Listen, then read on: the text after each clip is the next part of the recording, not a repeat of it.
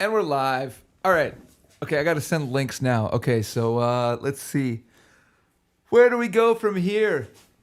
Where do we go? Where do we go now? I'm singing some. What is that? What's the band that does that song? That's Guns N' Roses. Yes, it is.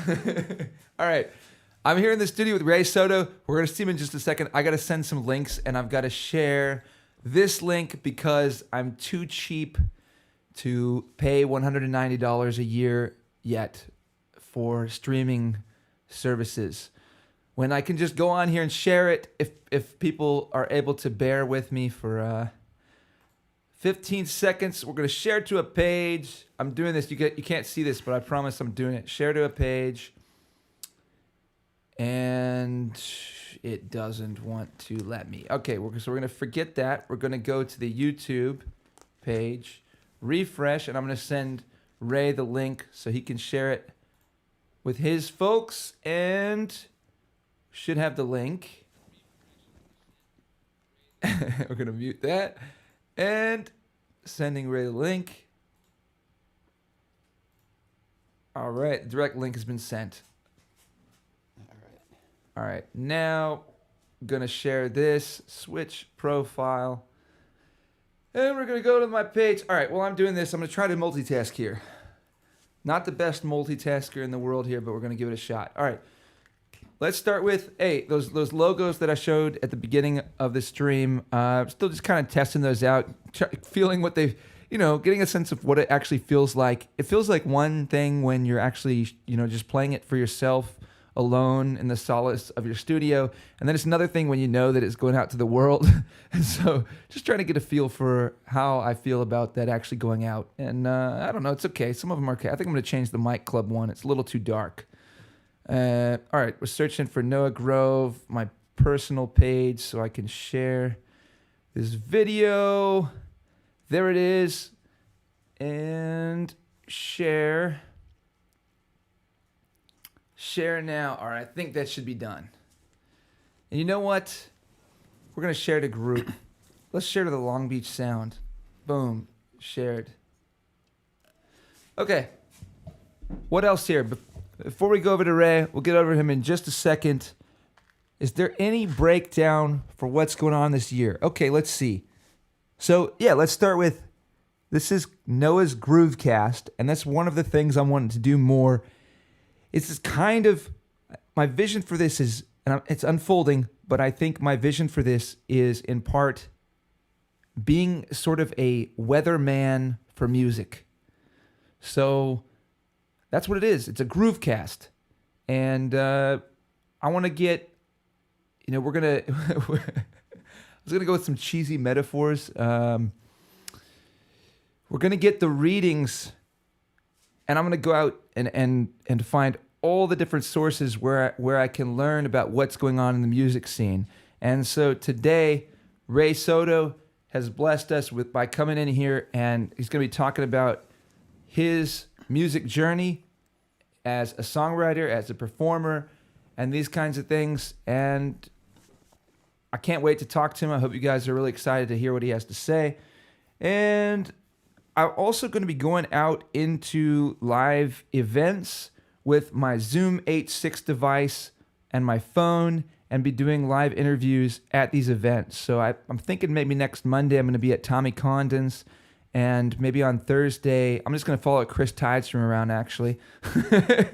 Thursday I'm going to go to Southern Roots in West Ashley, and maybe on another Monday get down to see George Fox in Chico Feo. Go to some of these open mics, and I'm going to bring a couple of AKG condenser microphones and do interviews with people, and also just be able to feed that audio live from the board as well, using these little, it's really cool. I'm really excited about it. Hey, without any further ado, let's jump into it with Ray. And let me get this thing up here. We'll switch the screen. Boom. Ray, how you doing, man? I'm doing good. Right on. Thanks for coming and doing this with me, Ray. Oh, yeah. Anytime. So I got the chance to work with Ray on a bunch of songs last year.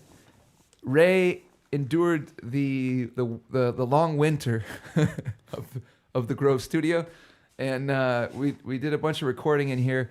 This was before I had HVAC in here, and so it was a challenge to record that Ray endured and persisted in.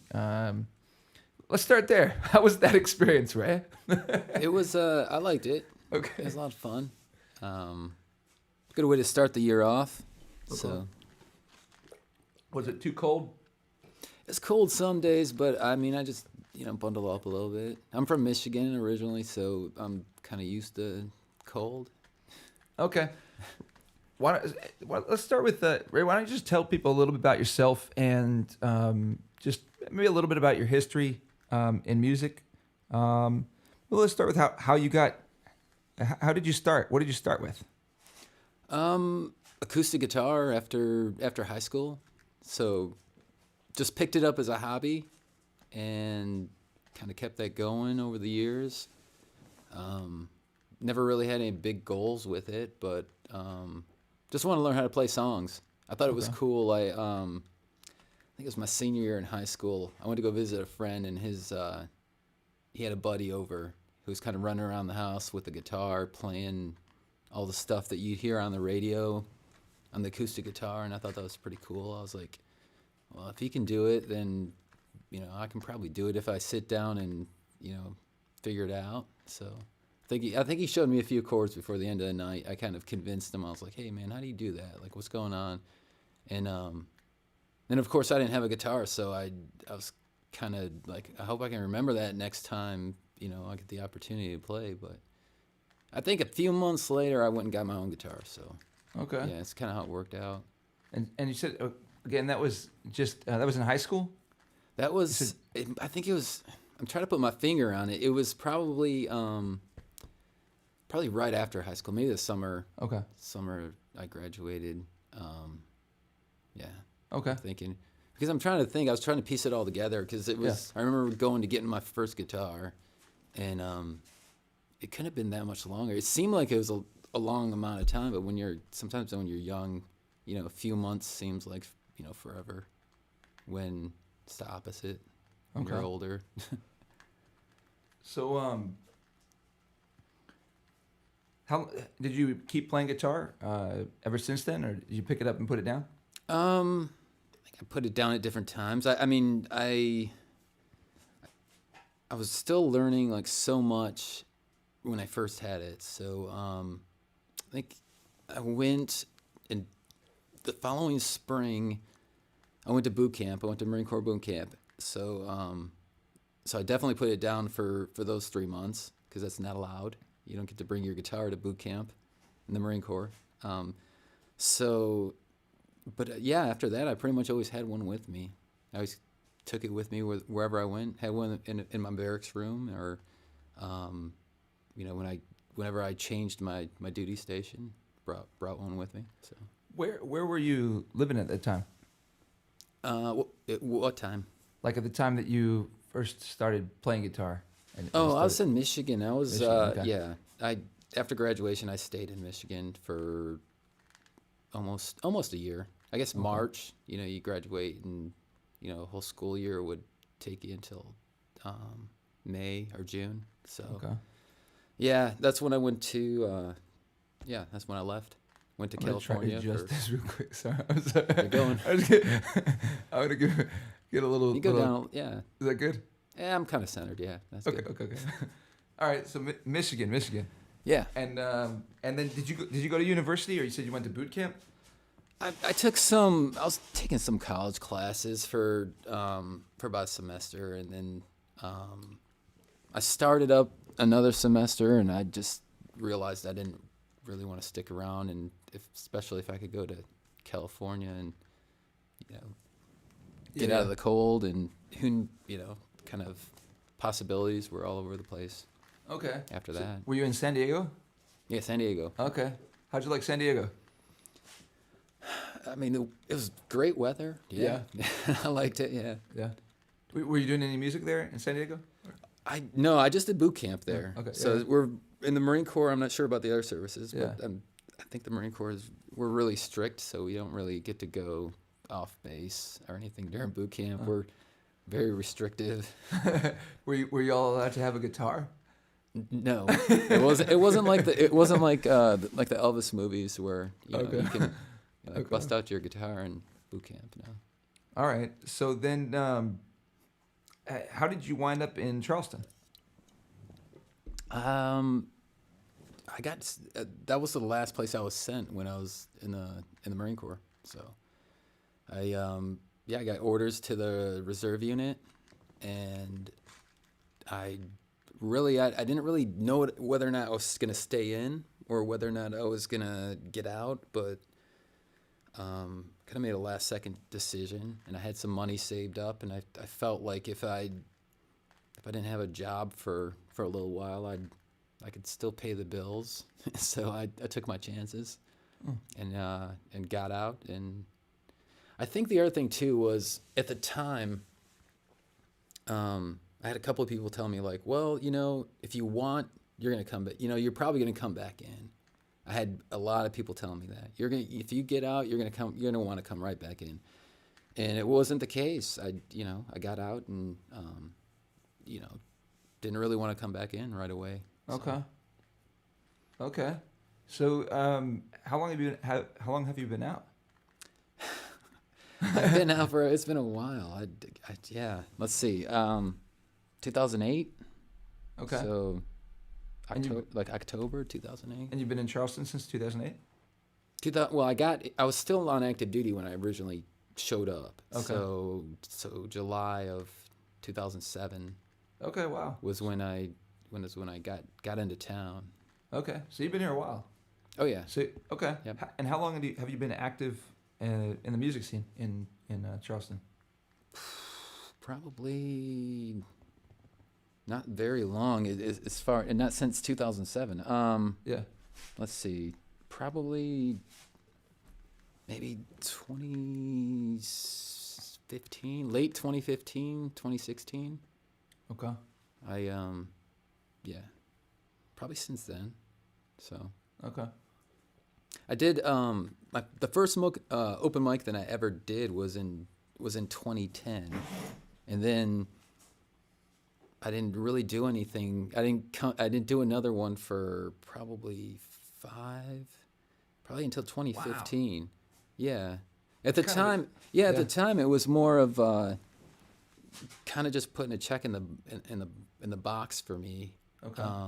As far as like going out and doing an open mic. Someone had brought it to my attention that they existed, and I was like, oh, that's interesting. So I can get up and, just sign up on the list. And so I kind of just did it by myself and found one and played a few songs. I didn't really connect with anybody. I didn't meet anybody. I went to 2 of them, and then I was like, all right, well, I did that. That was fun. And life went on, and other other priorities were, just kind of there. Okay. Kind of like leading up to that, it's like I always had other things going on. Like when you're active duty military, your whole life is kind of planned out around that, and not like when am I going to have time to go play guitar somewhere, Yeah.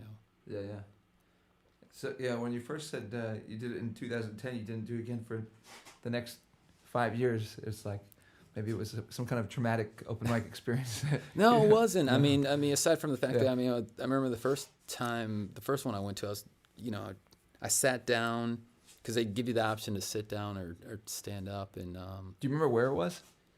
Just curious. I do. It's a place that doesn't exist anymore. Okay. They closed it down. It was I remember it was like on the water. Like over on probably off of Sproul Avenue down there, like kind of I don't want to say the rough part of town, but like between downtown and like Park Circle somewhere over there. Okay. I think it's where it was located. But yeah, that place is closed down now. Okay. So 2010, it's. Okay. Yeah, but I've had some traumatic open mic experiences, not in the sense of like, I mean, certainly I've had ones where the performance doesn't go like you want it to, or it's embarrassing on stage or whatever, but also just in terms of the the experience of who attends. Like there's one time. This doesn't happen very often for anybody that's interested in going to an open mic. What I'm about to say is not it's not a common occurrence. But there was one open mic that I went to in California at Deep Piazzas, and somebody went on and performed a song, and then before they performed their second song, they let the audience know. My psychologist told me I shouldn't do open mics anymore because if I don't get a good response, I might kill again. So that was a. I don't know. There's a lot of characters at open mics, but anyway, nothing like that. You didn't experience anything like that. That no. Scared. No, I was nervous. A little nervous, and that's why I did it. I mean, that was one of the reasons I did it. I was doing a lot of reading at the time, and I was reading a book that I think it was like Jim Rohn. If anyone knows who Jim Rohn is. I don't know. He's passed away. No, I don't think I know. He passed away in 2009. Okay. But yeah, he's like kind of like a get out of your comfort zone and do things that that will change your life kind of thing. And I think it was one of his books that I was reading at the time, and I was like, well, what are some things that would probably shake things up for me? And I was like, well, I had heard about the open mic thing and getting up in front of people. I think sometimes it's one of those kind of fears that everyone has. Yeah. And so I was like, yeah, I never really did that. Got up and played some songs. I picked out my like 4 cover songs and went there and played them. And I was nervous, but got through them. And I remember the host, Susie Summers. Probably some people in town know her. Okay. Susie Summers and Al, I think her husband. Okay. So that couple there, and they were great hosts, very friendly, and just like any other open mic host, they were like, "Hey, come back," And I was like, "All right, well, I did one time, but I just guess after a while, after 2, I didn't come back." But but yeah, that was a fun place. Yeah. Okay. Well, let me ask you this. So when you started playing guitar, you just kind of picked it up. You had a friend that you saw he played, and it was a friend of a friend. Yeah. At what point? Because in the way that I know you, you're a pretty serious songwriter, I would say. Okay. I mean, you are consistent about it, and you've got a reasonably, as far as I can tell, you probably have I mean, I know you have quite a few well-developed songs, so I would assume that you have a pretty decent, in terms of a lengthy catalog of original music that you've written. So at what point in time did you feel like you became a songwriter, or you decided to focus more on doing that? Yeah. I mean, I consider myself a songwriter since I wrote the first song. I mean, that's what kind of motivated me to write the next one. So, I mean, that would have been like the spring of like 2014. Okay. So yeah, I wrote the first song and then immediately, not immediately, but as soon as like the buzz wore off from that, then I was like, all right, well, let's write another one. Okay. And I, kept that going. And then at a certain point, I want to say like maybe 2017 was when I started getting more like, all right, this is what I'm going to do. I'm going to write this much in this amount of time, and kind of had more of a system down of being consistent. I think I'd gone maybe a month or maybe close to 2 months and hadn't written anything, and I kind of got on myself about that, and I was like, that's too long. Like, you need to, even if you write something and you don't think it's the best thing ever, you can't stop doing it because you don't think you wrote the best thing that you ever wrote. So I still do that. If a certain amount of time goes by and I haven't written anything, then I'm like, all right, well, you need to get back and write something, and if you don't like it, then the next one, but you just got to get this one and get going with it. So what compels you to write? At this point, probably habit. Okay. No more buzz. It's Yeah. just like- No, I still get that. okay. No, that's Okay. still there. So, but yeah, I mean, I think if you leave me alone in a room for long enough, I'm gonna find something to write on, and I'm gonna make something up. So that's pretty much, yeah. I mean, I've written songs without a guitar. I've written songs, um, without. I mean, just wrote melodies and then put the words in. So I mean, there's different ways that I've done it. But yeah, it's just if a certain amount of time goes by, I'm gonna just feel like I need to do that. So Okay. We've got Corey Shelton. He says, you can see the comment on oh there. yeah, I think he was saying he's a staff sergeant. okay, yeah. I was also a staff sergeant, so I didn't know if he was saying that to me or if he was writing it that he was. So that's cool. Yeah. Oh. Semper Fidelis. All right. So, Is that now? Yeah. Is Corey somebody that you know? There you go, 1990 to yeah. 1996. Yeah. I got you. All right. Yeah. Corey's a musician as well. I'm gonna be playing some lead guitar with him a little bit, All right. and he's got a 12-string guitar, and he likes the Grateful Dead. Okay. And he actually, he plays a song that says, "My guitar wants to kill your mama." It's All fun. It's I don't know who does that song. Maybe Corey can tell us. Yeah. I don't Um, think I heard that one. Zappa, Frank Is that- Zappa. oh, okay. Okay. My guitar wants to kill your mama. Something like that. It's fun, feel good music. All right, so let's see. I'm gonna take that chat down. All right, so all right. Speaking of songwriting, maybe we can play one of your songs. Let's before we do that, maybe we can talk just a little bit more about your time in the military. Okay. Just, I'd be curious, just like, well, one, maybe you can just tell us a little bit about what the experience was like. I know that's like, to take all that experience and boil it down to the one question is kind of Yeah. insane. But also, I'd be interested to see if you think that experience has shaped at all or impacts you as a songwriter in terms of maybe how you write songs or maybe even what you write songs about. I'm not sure about either one of those, but I know for years I've been because I was in the Marine Corps. And most of the songs I write, I kind of found a common thread in most of my songs are about relationships, and so I thought that maybe I should write about other things. But then I embraced it because I said, well, if that's what I got, then that's something to start with. But I would always go back and I try to write songs about story songs or songs about other things outside of that. And so every year, probably around Memorial Day, Veterans Day, I'll sit down and I'll start trying to write a song about military, anything.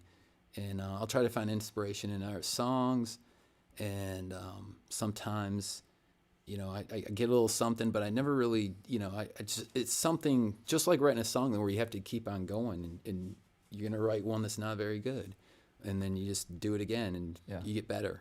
Yeah. And this past Thanksgiving, I was watching a documentary on YouTube about a young man, and I was just listening to it and some of the interviews they're doing, and I started, thinking like, okay, well, I gotta write this stuff down. I gotta capture this. And before the end of the day, I had written a song, and I felt good about it. I felt like I told the story, the best I could, and I worked on it, edited it for. I took a long time before I wrote the next song, actually, because I just spent so much time on this going back, and I want to make sure I had it right. So I don't see anywhere in the song where I would change anything at this point. That's saying a lot about my songs, because I have songs I've written 2 years ago that I'm looking at, and I'm like, I could probably change that. line, or I'm really kind of picky about stuff like that. But yeah, I can't find any part in this song where that I would change, that I would do differently. Yeah. So I wrote one on Thanksgiving, and I played it once. I played it in December out in Somerville for their third Thursday. Okay. And I think there's a couple guys that were kind of hanging out that came by and said something to me afterwards. They liked it. So Nice. Yeah.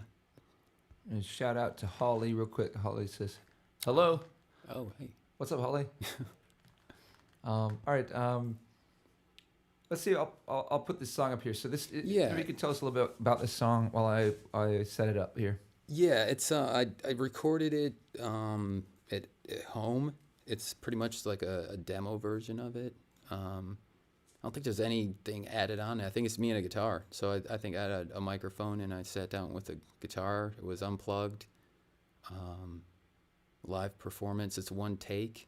You can hear like the stool creaking, I think, a few times in there, and my voice cracks once or twice. I mean, it's. I just wanted to get the song down and kind of have a version of it that I could maybe go back, and if I wanted to later, maybe get everything a little more polished. Okay. And how would you describe it in terms of what it's about? Is there anything anything you would say to help the listener understand, maybe as they go through the song, what it? It's about a Marine who was awarded the Medal of Honor, and it's about. I mean, they're pretty much. I mean, that's probably a good way to say that. Okay. And it's about kind of. Yeah, I will just leave it at that. Okay. Let's see if we can get this thing to play.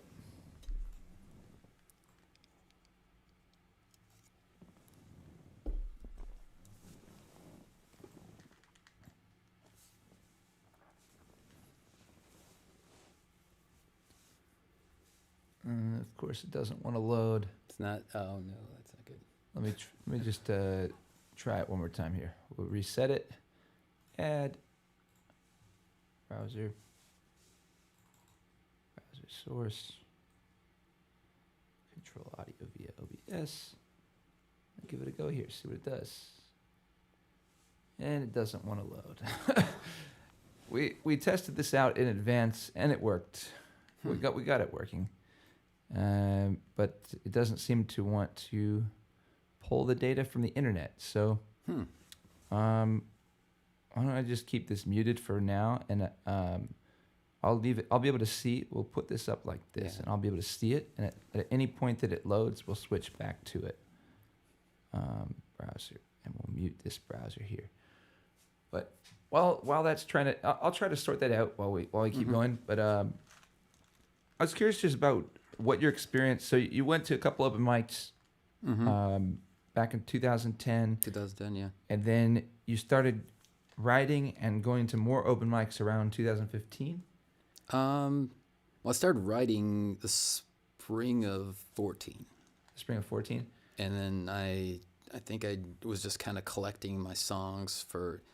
I don't know. I didn't have the idea that I was going to go out and perform them even. I'll just write the next song, I guess, just because I enjoyed it, and I really didn't have a plan. With the songs there. So, at what point did you start going to open mics? I think it was 2015. Probably later in the year. And were you going regularly at that point? Did you start going consistently? I went a couple times just to kind of scope out the different places. I mean, I had already played like in 2010, so I was aware of what they were. But I think coming back in late 15, early 16, when I started doing that, and I just kind of wanted to see who was there, and I think I had more of the idea that I was trying to like find someone that I could connect with at the time, and so I kind of had a different idea. It wasn't just get up and play songs. It was more just like, all right, well, maybe you can connect with somebody out here who's interested in the same things that you're interested in. So. We got Sean Gallagher says, "Hey, what's up, Sean?" Sean's a songwriter, and he hosted Okay. an open mic out in California. He ran an open mic at this place called Fox Coffee House in Long Beach, California. And Corey says Dakota Meyer. I don't know if that's. That's yeah. I see what he's asking there. Okay. No, it's not. It's not about him. Okay. he's Gotcha. asking about the song. Yeah. Okay. I'll leave it up in the air if Corey, if we can get the song playing, or Yeah. if we can't get it playing, then I'll send it to him. I'll send him a link to it, and then I'll maybe give him more information, see what he thinks. Okay. So, what has that experience been like? I mean, it sounds like the way you just spoke about that. So you did 2 open mics in 2010, Yeah. and then you were saying you kind of already know, what they're there. You kind of know what they're about. So that's an interesting way to process it. When I first started open mics, I wouldn't have processed it quite that way. But what has that experience been like for you? Or maybe you can talk about what compelled you to start doing open mics more consistently, and then just what that experience has been like. And I mean, you've been doing them since 2000. You said late 2015 through till really today, right? Yeah. Well, I mean, I haven't done a lot recently. I probably could get out a little bit more and do more. Yeah. Especially in the last, I guess since 2020, late 2019 even. And then, but I took them for granted, they would always be there. And then in 2020, it was, obviously things got closed down, and then you realize that they're not always there waiting for you just to show up. Yeah. And you wish you could go to them. But yeah. Yeah. But as far as going to them, I don't know. I think if everyone's good. I would kind of come up with every week something different I'd work on. Whether it was, I can't remember, like just playing a song or memorizing a new song, or just trying to get comfortable in front of a new audience. If you're going to a new one, because it can be like a weekly occurrence if you go every week, where people, kind of know the songs that you like to play. So. Okay. All right, giving this one a try. Man, it doesn't want to do it. I don't know why. It's just like, if you can see, all right, this is for everyone that's watching. You can see, there it is, and it just wants to load. It's giving those little loading signs, and I don't know why it doesn't want to play. I could try this. We could try, we could play, actually, let me try one more thing here. We're going to do a display capture, and we're going to do a window capture. Window capture, and we're going to capture Safari. And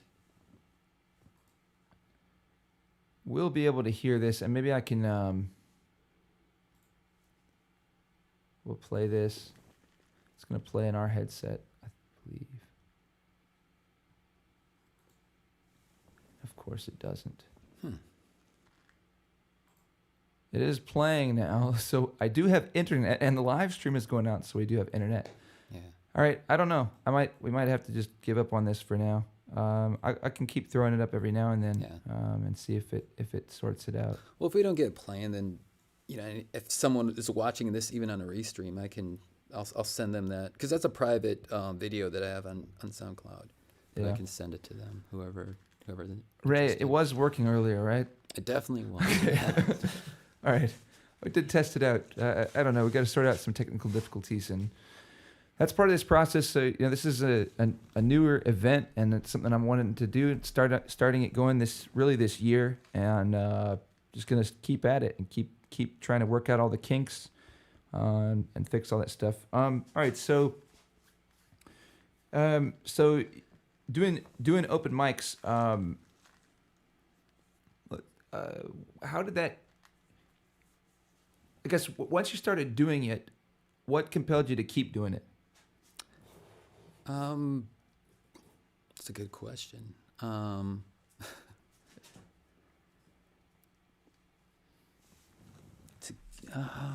Or let's ask this: Yeah, how, yeah. how about like at this point you're pretty well plugged. You know a lot of different people. I mean, when I came to Charleston, I saw you a lot at Coastal Coffee Roasters, for example. I saw you perform there a lot. But I would imagine you're at this point doing open mics and gigging for about almost 7 years now. You've seen a lot of different performers in town, and you've been to a lot of different events, and so I'd say you must have a reasonable understanding at this point of just how different events work and who's around, and maybe you can just talk about what that experience has been like as you kind of became more acquainted with the local music scene and really became part of the local music scene. All right. Well, as far as playing, like if I'm going to perform somewhere, I want to perform my own music, and that's I think, I want to be an original artist that plays covers, and not a cover artist that plays some originals, and that's something that I wanted to kind of establish before I got out and started playing too much. I think covers are great, but I'm not the guy to do it. There's so many other people in town who, if that's what we're going for, I'm gonna get buried in the pack, because there's so many people in town, so many people in the world, who are gonna do that one so much better. So and it's always been about writing songs. I mean, in all honesty, if I wasn't writing songs, I would have gone out in 2010 and played a couple open mics, and that would have been it. I might play for friends and family if they wanted to hear a popular song or something like that. I'd look it up and play it for them probably, and that'd be the end of that. But I mean, the songwriting's the only thing that's kind of going back to your original question that you asked about what kept me going out to the open mics. I think it was the idea that I wanted to play my own songs. Okay. And I was shy about that even when I first started, because I would go to open mics and play cover songs. I play obscure cover songs with the idea that, to see if people are listening. Is anyone listening to this? Which is kind of silly. I look at it now. No, but you see how much people. I think that makes all the sense in the world. Are people listening? Or, it's going to be a first listen for somebody. So am I going to, how am I going to present this song that they've never heard before? It's somebody else's song. It's very obscure, or it's not that popular. And then I thought, well, when I start playing my own songs, I'm going to have to bring those to people's ears for the first time. So I guess, I don't know. Instead of just playing my own songs, but okay. I guess that's one way to doing it. One way to do it is to do it like that. Let me ask you this. What do you write for? Like what if that makes sense? Like, there's a couple ways to think of that. So Corey's saying, great perspective on open mics. You get the chance to do what you want versus playing covers. Nice. And okay, so here's an example. Like, more recently, since this past year, I got to play out a whole lot. I started thinking about writing songs for the purpose of performing them. Writing the songs with, where I'm building stuff into the songs, or I'm writing the lyrics specifically because I want to do that from a stage. You know what I mean? And versus when I started writing songs, for most of my life as a songwriter, I always would just write songs because I just wanted to get something out myself. I wanted to express something, or I wanted to create something exactly the way I had it in my head, or what, something like that, along those lines. I would imagine there's many different ways or many different reasons. Maybe you write a song because you want to win somebody's heart, or whatever. Who knows? Yeah. But what are some of the things that why you write? Well, obviously, I mean, you can write because you're trying to get that connection, and that's always the hope. But I think if you write songs for yourself, I think if you have the right energy and you put that into the song, then people are going to hear that in the song, and they're going to connect with it because of that. So it's almost like you can't, if you have the right frame of mind, you can't mess it up. Yeah. So I think that's as true. long as people are connecting, I think that's one of the reasons, just because, you can go out and play and, nobody says a word to you, but it's that one person that's going to come up to you and say, like, I really like that song. And then you can kind of ride that wave, Yeah. For a few weeks or a month even, Yeah. depending on how genuine it was and how much you think you impacted that person. Yeah. So it only takes a couple of people to do that. And, Yeah. And then you're like, all right, well, great. All those songs I wrote, it was worth it because this one person was having a bad day and now they feel great. That's what I always look for when I'm performing. That's been a hard thing for me for a long time, is just, especially when you're playing places where everybody's watching a TV or they're all talking or whatever. And, I don't know. At some point I get the sense that people kind of think you're vetted enough or something. I don't know. I came from a place of not having any confidence that I could do this, do music and do gigs and be received well at all. That's the place that I was coming from. I really didn't have that kind of confidence in myself to go do it. So it's always been difficult to get on a stage and perform, and wondering if you're being rejected because of who you are, or it's something about you that people don't like. And that is part of it. Like, sometimes people don't like you, sometimes they don't like your hat, or they don't like your shoe, or whatever it is. And then they don't, respond very much. And so it can be very deflating or defeating. But what I've learned to just always look for more and more is I don't worry about that. Instead, I just look for one person tapping their foot. So like, that kind of goes along with what you're saying, is if you get that one person that likes what you're doing, then that's all I need, because then it's worth it. Then it's like, I made the difference to one person, and everyone else can have their day or whatever, and it's fine. And I'll just be glad that this one person got into it, and then I'll go off of that. And so that's usually, if I get that one person tapping their foot, then I'll just have a good time with that one person and not worry about anybody else. And then usually it starts to translate into more, because other people will see, they're having a good time, and then, Well, there's always the people who are enjoying it that maybe they don't have the confidence to come tell you, Yeah. They might really like it, and they're just like, I don't want to bother that guy.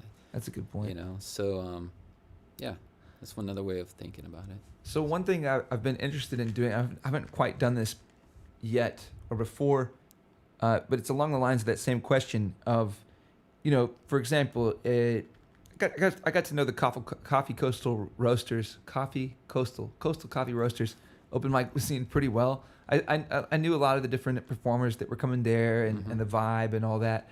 And I felt like maybe about a few different places.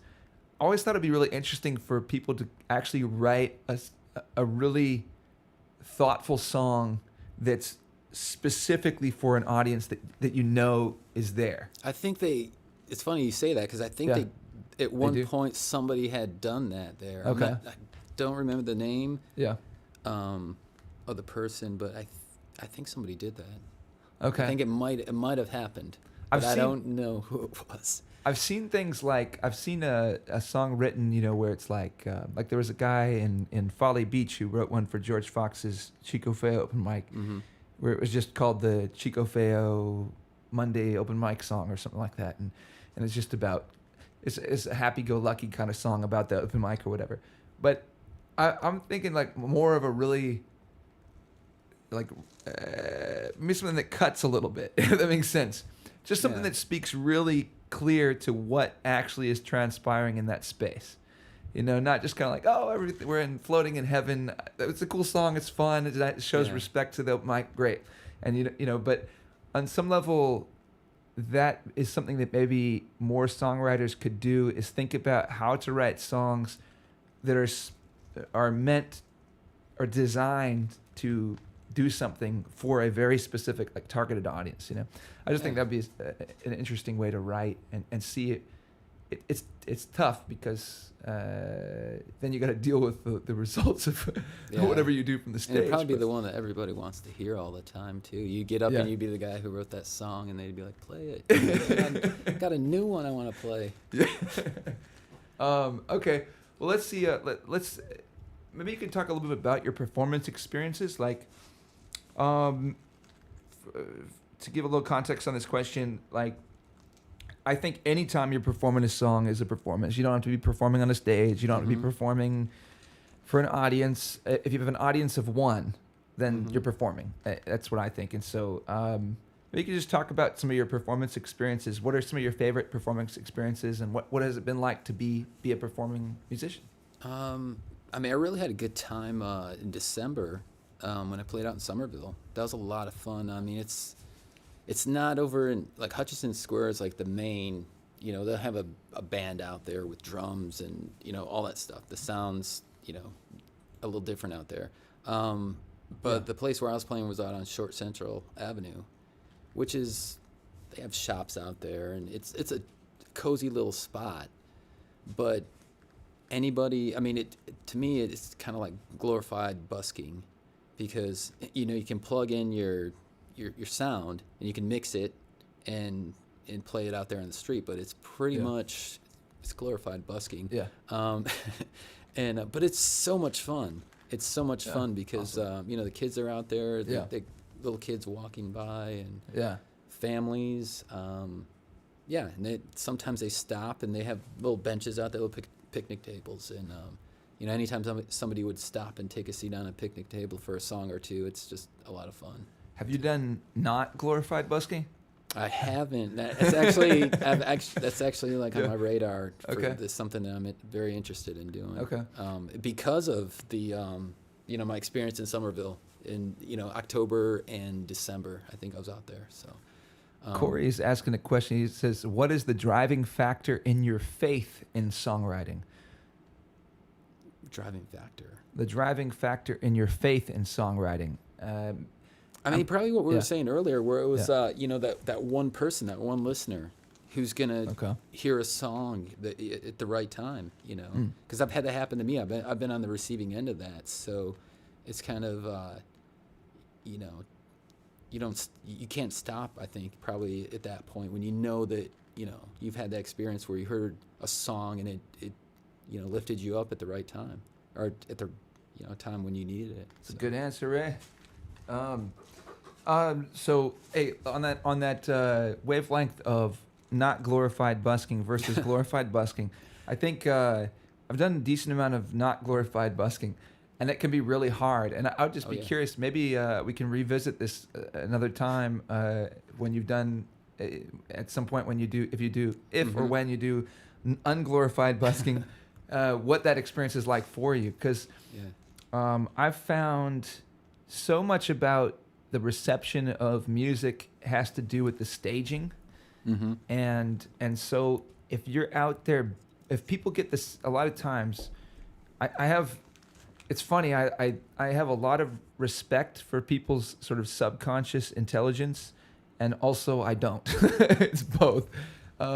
Because I think people they can be very easily manipulated by the staging of different things. And so if people get the sense that there's a kind of official quality, you know, to something, then they're much more likely to buy in. Or if they see that it has the approval of, you know, a number of other people already, then they're much more inclined to engage. And so I've found a lot of times when you're busking, it can be very hard to engage an audience and get people to really buy in. That's been my experience. But there have been times, and maybe specific places, like I think there are, if you can find a really good spot for it, I think the spot is really, it's huge. And I got to be part of that in California one time with Robbie Ravenwood and Nathan Douglas. We found this spot outside of a venue in Seal Beach. Robbie had found this spot, and it was perfect because the setting felt nice, the view was nice, it was outside of a reasonable restaurant, so everyone felt safe, but it also is kind of a hub for a lot of motion. And so it was just a really good spot where it was easy to get somebody, because there were so many people walking by, but it wasn't congested with tons of other buskers or anything like that. So I think this, anyway, I kind of go off on a tangent, but that would be interesting to get your take on that. sometime down the line. Yeah. Just how that experience is. Yeah, I was actually walking around over the weekend. I was walking around downtown and it kind of was looking around at the time, you know, kind of thinking to myself, like, you know, actually I kind of had my eyes peeled for, like, you know, to see if I could see anybody out there doing it. I didn't see anybody, but I kind of imagined it a little bit, like, all right, well, where would be a good place, and, you know, how would these people who are out here respond to that? So Okay. it's just interesting to think about.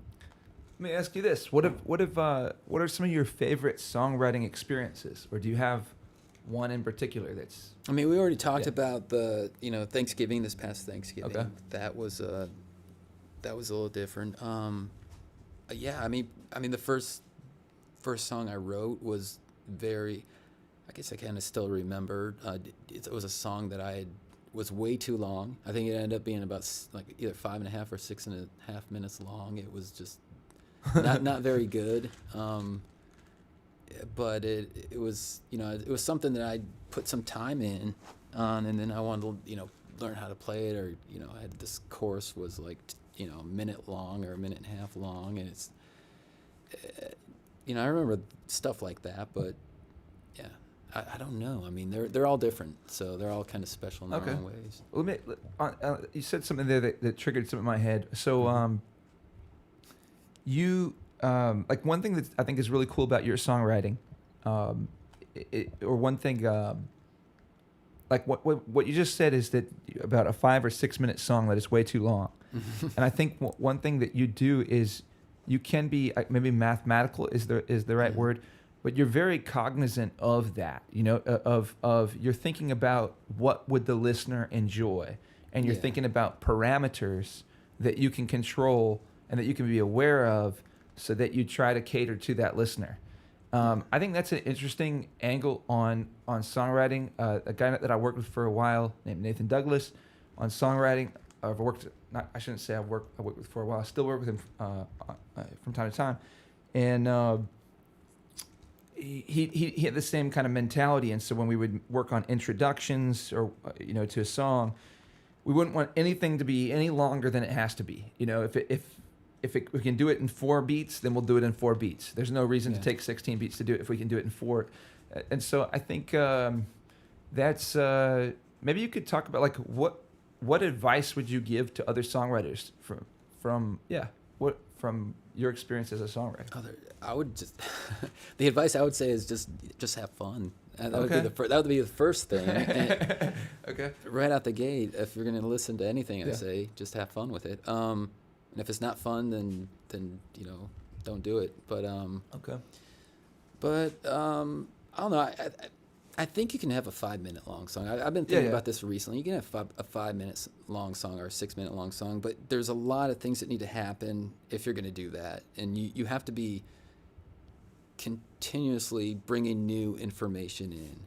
So if it's going to be a 5-minute long song or a 6-minute long song, it's probably going to be a story song where another chapter is going to occur, you know, where you're bringing, you know, more. Maybe the listener is waiting for that next the next verse in between the hook or the chorus or whatever might be happening in between, you know, something like that. Like Bob Dylan has a song, The Hurricane, and that song I think it is probably about 5 or 6 minutes long, maybe longer, I don't know, but you're constantly, you put it on and listen to it, and it's like, how's that possible? You know, you don't get bored with it. Okay. It's not a song that you turn off. It's like the wheels are running, and you're not jumping off. You know, it's like, so it can be done. It's just it's not easy. If it was, then everybody would probably do it. You know, because why wouldn't you write a 6-minute long song that everybody's going to listen to? Yeah. You know. But it's just easier to keep people's attention for 3 minutes or 3.5 minutes, or I don't know, maybe even 2 minutes. Some people write 2.5 minute long songs now. Holly says, Noah, you're a perfectionist. I don't know if I was doing something. Maybe I am a bit. Corey says, what's your go-to guitar? Any story on it? My go-to guitar. I have That's a good question. a Gibson Hummingbird Pro that I finally took out and started using this past year. And Okay. before that, it was just around the house. It was my guitar that I would play if I had friends over, or if I was Okay. playing for anybody who came over. And yeah, I think I was being very what do you call it? Very protective of that guitar, and I said, well, let's break it out this year. So, especially after 2020, I was like, you know what, you might not get a chance to play this song in front of people, or play this guitar in front of people. So, might as well use it. Mm. Corey says, "Wow, nice." Yeah, it's a cool guitar. I like it. His I'm sure his accent was different than I. That's the thing you lose in text. I had something with the guitar. What? Oh yeah, what I wanted to say was that's another thing that I learned through working with you on that I think people might like. This is so one thing for any of y'all listening that have seen Ray perform. I think one thing sometimes when you work with people in a studio or in different settings, or you get different experiences, different settings with people, you can learn things about them that you can't in other settings, right? So one thing I learned about you was your ability to play your guitar in isolation, like to track your guitar and play your part flawlessly and remember all your movements of your music is phenomenal. It's really good. And so like that's something that I always struggle with. And I usually do pretty well with most things, but for me, it's always a challenge to keep my place in a song, especially when I'm not singing. Like, I usually keep track of where I am in a song by where I am in the lyrics, because so many of the movements when you're playing rhythm guitar, they're gonna be the same, more or less. But that's one thing I got to track. Ray's playing, and his acoustic rhythm guitar he's super consistent with it. And it seems he just doesn't lose his place. We worked on, I think it was like 11 songs. Was it?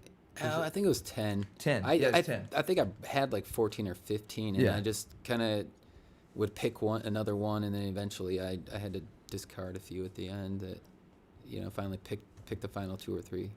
I think throughout the whole recording process of 10 songs, I think Ray only made one mistake on the acoustic guitar. There was like one time where he did something. He's like, "Oh, we got to redo that." So, yeah, I think I think I just practiced a lot before I came in. Is what happened.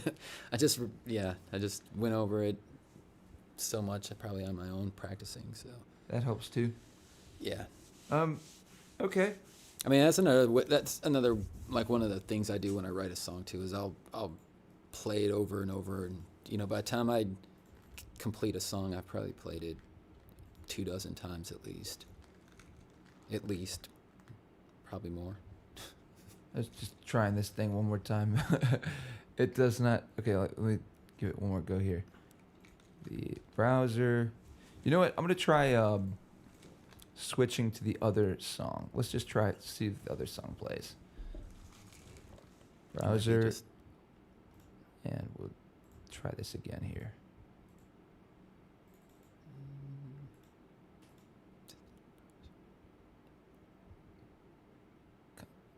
It's playing. Okay, so we'll monitor it. I'd follow you off a cliff all those years before you left and came back just to break my heart again. But don't be surprised or try to blame the man you knew. Can't see the change in you, and I just can't pretend. See, I saw the end a long time ago, but I couldn't stand to let you go. It's sad to see what came to be, living high, crashing low, and then one day when the memories all fade, you're just someone I used to know.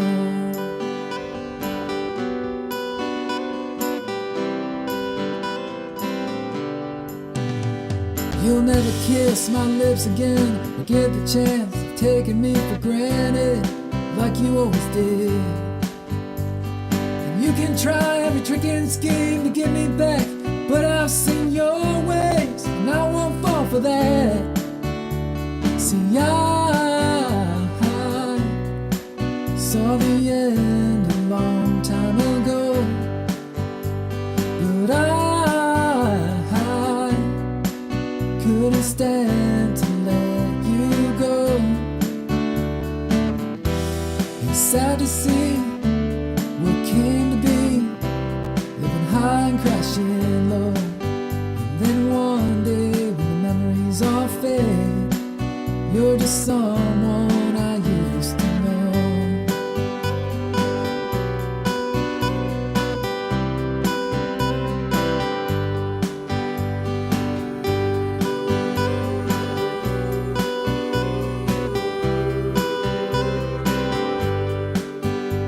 One day you'll see me in the night when you're fast asleep. You wish that I was right there, holding you tight. And every time I cross your mind, I know that it just kills your pride when you realize there's no one left to fight. See, I saw the end a long time ago, but I couldn't stand to let you go.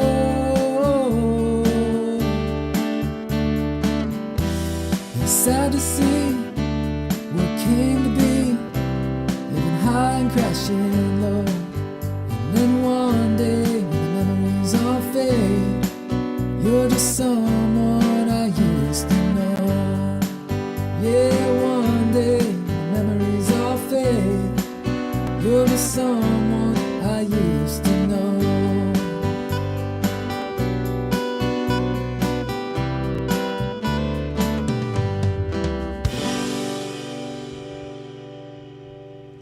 Awesome. All right, so that wasn't exactly the way, the order that I was planning to do that. You know, I was planning to ask Ray about the song, but we were struggling to get the songs to play through my application. So let's just start to you now, Ray. Like, maybe you can just talk about a little bit of that song and what the writing process, or I don't know, whatever you want to talk about. I think that song kind of talks for itself. Yeah. Pretty much. Yeah. I don't know that there's a lot to it, but I figured I'd I think give it we a can chance. kind of figure out the kind of person I wrote that about. Okay. But I did write that about like a personal experience. So Yeah. it was it wasn't a hard one to write. That one was I did write that one last year. But yeah, that was pretty simple song for me to put together. Corey says that's awesome. Well done, Devil Dog. Oh, thank you very much. I'm gonna have to. Yeah, I guess Corey. I'm gonna have to. Is he a local guy? Yeah, he's local. Oh, okay, yeah. cool. Yeah, I'll have to see him around town possibly. He'll probably be at the open mic that I host tomorrow. All right, cool. Listening to that song made me remember with working with you in the studio. One of the things, and I've noticed this about people's acoustic guitar tracks, but one thing I noticed when I listened to when we were working on producing your songs, to having bass parts and drum parts and taking it from an acoustic vocal and acoustic guitar track to that. So much there seemed to be so much vision about what the song was already embedded in those acoustic guitar tracks. Mm-hmm. So maybe you can talk about that a little bit. When you write and you create acoustic versions of this, are you hearing all these different parts in your head? Do you have any of that stuff mapped out, or is this stuff, it's just that's the way you feel it and you play it, and that so you sort of incidentally create these roadmaps, or if that makes sense, what I'm asking? I mean, sometimes more than others, depending on the song. I think with that one, I mean, I do actually I did record a version of it that was just straight across the acoustic guitar, where I just played it straight through. If I was playing it in a live setting, which I have probably half a dozen times, but And I think it goes over well, but I just wanted to kind of mess around with my was it GarageBand on the on my iPad. I was like, yeah, let me see if I can add some other elements and do something else with it. Okay. Yeah. But yeah, sometimes I hear songs with production, and sometimes not as much. Okay. Well, let me try to play this. Play your other song, and if we can't get it, It might come up now. I've yeah. Let's give it a try. You know, since we refresh this, we'll refresh here. We got I Don't Wonder Why. And let's give it a go here.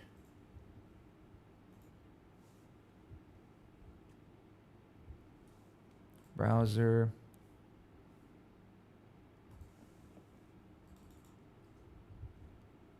And let's see if it does it. It's working. All right. Listen to it here.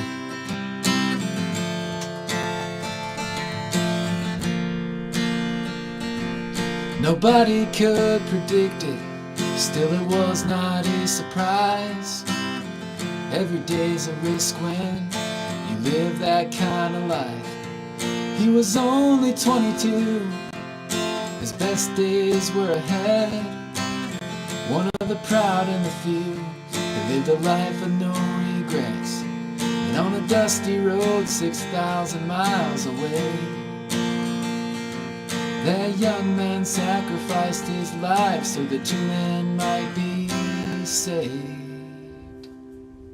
So now I don't wonder why I've seen grown men cry. Almost 50 years down the line, still they hold their heads up high, and they stand tall and brave when they hear Amazing Grace. They think of family and friends and remember way back when times were tough, but they survived. And now I don't wonder why. He wrote a letter to his mother, said I'll be home when the time is right. Tell everybody that I love them, now it reads just like a goodbye. All of those precious memories bring on the tears and make us laugh. It still feels like yesterday every time that they look back. So now I don't wonder why I've seen grown men cry. Almost 50 years down the line, still they hold their heads up high, and they stand tall and brave when they hear Amazing Grace. They think of family and friends and remember way back when times were tough, but they survived. And now I don't wonder why.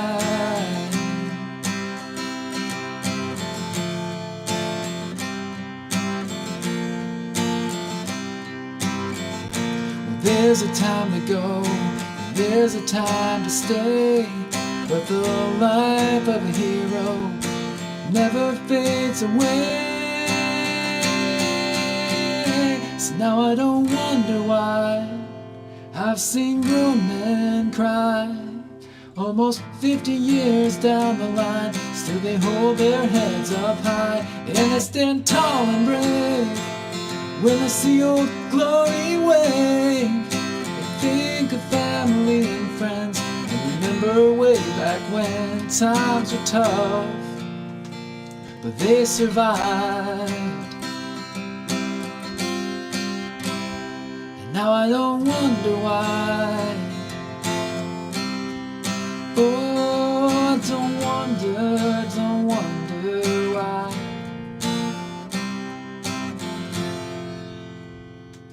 You're a good songwriter, Ray. Oh, thank you. All right, well, let's let me take this to here, and thank you for coming in and doing this. Oh, yeah. And it's been great to have you here, and yeah, thank you very much for coming. Is there Is there anywhere people can go to listen to your music, or is there anything that you'd want to tell people about in terms of somewhere where you might be playing in coming up, or anything about your music that you want to tell?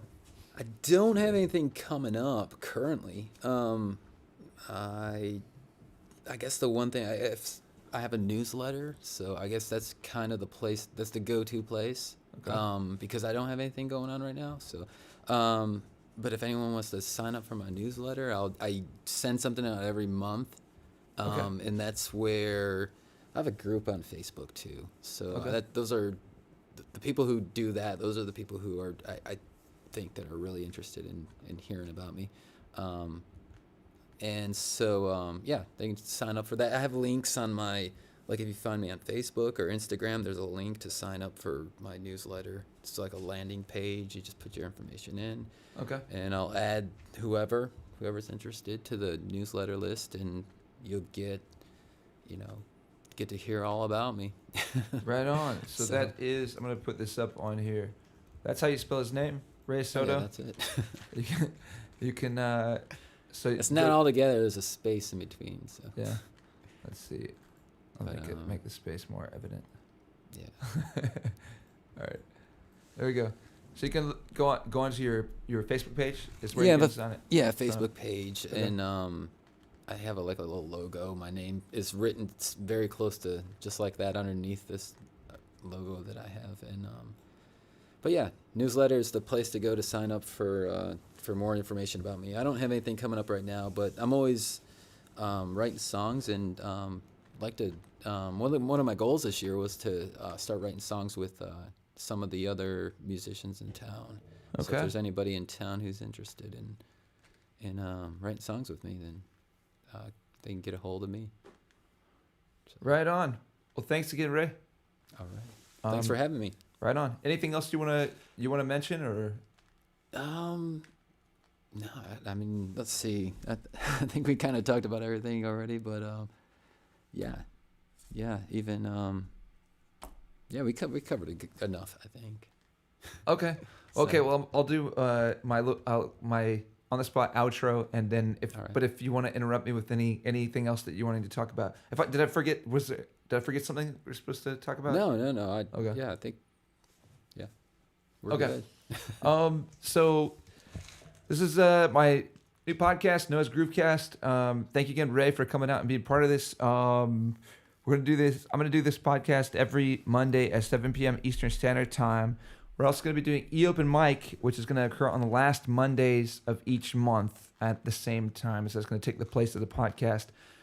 We did that last month in January, and it went really well. I was very excited about it. Learned some stuff from it, but overall, very happy with how it went.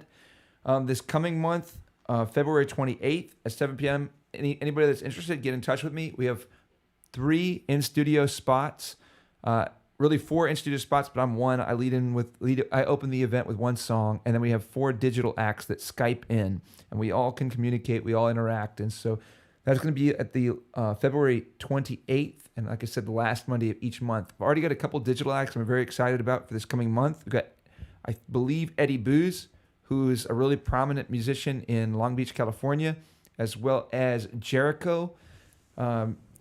And Jericho is kind of in the Bruno Mars kind of vibe. So really excited to have both of those guys participate. And anybody else that's interested, get in touch. Other than that, I think this is a podcast that will post to Spotify, to iTunes, all the places that you can go to listen to podcasts.